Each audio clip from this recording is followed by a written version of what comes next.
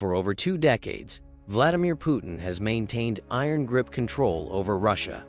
But how? Today I reveal the 5 cunning power tactics that transformed a former KGB agent into one of history's most formidable authoritarian leaders. When Vladimir Putin rose to power in 2000, he didn't just assume leadership. He architected an entirely new system of loyalty that would reshape Russia for decades to come. At the core of Putin's strategy was the Siloviki network, a careful placement of former KGB and security officials throughout key government and business positions. Unlike previous administrations, loyalty wasn't to Russian institutions, but to Putin himself. Figures like Sergei Shoigu in defense, Alexander Bortnikov heading the FSB, and Igor Setkin controlling the energy sector created an unbreakable circle of personal allegiance around the president. This loyalty system was reinforced through strategic wealth distribution. Those who demonstrated unwavering support gained access to Russia's vast resources and protection from prosecution. Oligarchs who recognized this new reality, like Roman Abramovich, thrived in Putin's Russia. Those who challenged it, like Mikhail Khodorkovsky, found themselves facing criminal charges and their assets seized. The message was unmistakable. Wealth in Russia exists at Putin's pleasure. The final cornerstone of Putin's loyalty architecture was the vertical of power, a systematic restructuring of Russia's federal system. Regional governors, once elected by local populations, became presidential appointees. Independent political bases were methodically eliminated. Power flowed from one source, the Kremlin, down through every level of government, business, and society. This intricate system of personal loyalty, strategic wealth distribution, and centralized authority forms the foundation of Putin's enduring control. The first critical tactic in the Putin Playbook. Section 2. Media control and information warfare. In Putin's Russia, controlling the narrative isn't just important, it's essential for maintaining power. Putin's first major move was media consolidation. After coming to power in 2000, he systematically dismantled independent media outlets. The hostile takeover of NTV, once Russia's largest independent television network, signaled his intentions. Through Gazprom Media and other state-aligned corporations, Putin brought virtually all major television channels and newspapers under Kremlin control within just a few years. With media ownership secured, Putin perfected the echo chamber strategy. Rather than imposing Soviet-style censorship, he created the illusion of debate.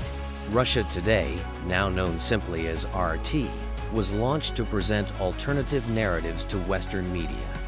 Meanwhile, carefully managed opposition voices were allowed to exist within strict boundaries, creating a facade of pluralism while reinforcing state messaging through social media campaigns and coordinated information operations. To legitimize this control, Putin established a sophisticated legal framework for censorship. The Foreign Agent Law of 2012 allowed authorities to label independent organizations as foreign agents, destroying their credibility. This was followed by extremism legislation that criminalized dissent and internet sovereignty laws requiring all data on Russian users to be stored on Russian territory, facilitating surveillance and control. Together, these tactics transformed Russia's information landscape into a powerful weapon, both domestically and internationally. Section 3. Constitutional engineering. Putin's grip on Russia hasn't been maintained through force alone, but through the meticulous rewriting of rules that govern power. Term limit manipulation has been perhaps his most brazen tactic. When faced with constitutional barriers in 2008, Putin orchestrated a strategic handoff to loyal ally Dmitry Medvedev while serving as prime minister. Then in 2020 came his masterpiece, constitutional amendments that essentially reset his term limits, potentially allowing him to rule until 2036. But Putin's engineering runs deeper. He's personalized power by creating institutions like the State Council, bureaucratic structures seemingly designed as potential future power bases. These institutions don't just execute policy, they ensure Putin remains indispensable to the entire system. with authority flowing directly through him. Perhaps most sophisticated is his system of managed democracy, maintaining the facade of democratic procedures without true competition. Elections occur regularly, but administrative resources are deployed to create predictable outcomes. Opposition candidates face insurmountable obstacles, while state media presents the illusion of legitimate contest. Through constitutional engineering, Putin hasn't just extended his rule, he's fundamentally reshaped Russia's governance to revolve around him, creating a playbook studied by aspiring autocrats worldwide. Section 5. Economic leverage as control. Perhaps Putin's most powerful weapon isn't military at all, but economic. Russia's vast natural resources became tools of state power under Putin's doctrine of resource nationalism. Gas pipelines to Europe weren't just business, they were political leverage. At home, energy wealth was distributed to loyal oligarchs, creating a patronage system where economic survival depends on political loyalty. The Kremlin demonstrated this power repeatedly, cutting gas supplies to Ukraine in winter and manipulating prices for political concessions across Eastern Europe. This control extends through a sophisticated system of corruption that paradoxically strengthens Putin's governance. High-level corruption isn't a bug in the system, it's a feature. Officials amass wealth through illegal means, but this wealth becomes leverage the Kremlin holds over them. Anti-corruption investigations are selectively deployed against those who fall from favor. Meanwhile, evidence against loyal figures remains safely locked away. Learning from Western sanctions after 2014, Putin initiated a strategy of sanctions-proofing the Russian economy. This included developing alternatives to the SWIFT banking system, aggressive import substitution policies, and diversifying foreign currency reserves away from dollars.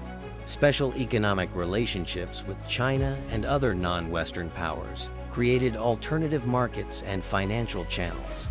Through these economic tactics, Putin transformed Russia's vulnerabilities into sources of resilience against Western pressure, a critical component of the Putin playbook. Section 4. The external enemy strategy. At the core of Putin's power playbook lies a calculated approach to external threats, real or manufactured. The Fortress Russia mentality centers on cultivating a siege mentality. Putin consistently portrays NATO's eastward expansion as deliberate encirclement, fueling fears of Western threats to Russian sovereignty. These narratives justify increasing internal control measures while redirecting public frustration away from domestic issues and toward external enemies. Putin's approval ratings reveal a telling pattern. During periods of economic difficulty, strategic military interventions provide powerful distractions. The 2008 Georgia conflict, 2014 Crimean annexation, 2015 Syrian intervention, and the 2022 Ukraine invasion each coincided with domestic challenges, yet boosted Putin's popularity through displays of Russian strength on the world stage. Equally crucial is Putin's mastery of patriotic mobilization. By leveraging World War II memory, particularly the Soviet victory over Nazi Germany, he taps into deep emotional connections. Meanwhile, his promotion of traditional values positions Russia as a defender of conservative principles against Western liberalism. This creates a powerful national identity centered around resistance to external influences, ensuring Russians view Putin not just as a leader, but as their defender against a hostile world. Understanding power isn't about emulation, but awareness. Knowledge of these tactics empowers us to recognize manipulation and protect democratic values in our own spheres of influence. Has mob mentality shaped your decisions or community? Share your experiences in the comments below. Subscribe to RockVein for more insights into how historical patterns repeat in modern society. Hit that notification bell and follow the herd by missing our next upload.